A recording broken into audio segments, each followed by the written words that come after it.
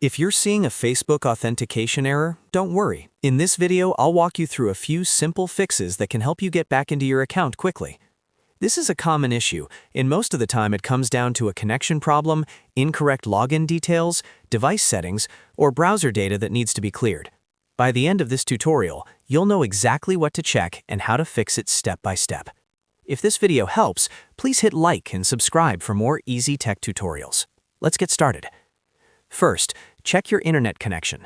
A weak or unstable connection can stop Facebook from verifying your login properly.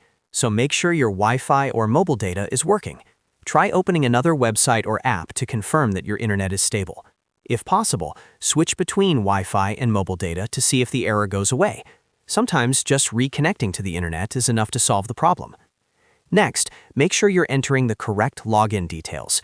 Double-check your email address, phone number, and password. It's easy to mistype one character and trigger an authentication error.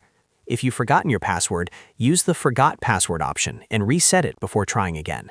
Also, make sure Caps Lock is not turned on, because that can cause your password to be entered incorrectly without you noticing. Now check the date and time settings on your device.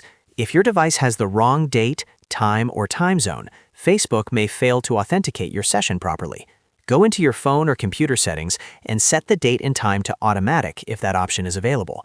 This helps your device stay synced correctly and can fix login and verification issues that happen behind the scenes. If you're still seeing the error, clear your browser cache and cookies. Over time, saved browser data can become corrupted or outdated, which may interfere with Facebook's login system. Open your browser settings, go to Privacy or History, and clear the cache and cookies. After that, close the browser completely, reopen it, and try logging in again.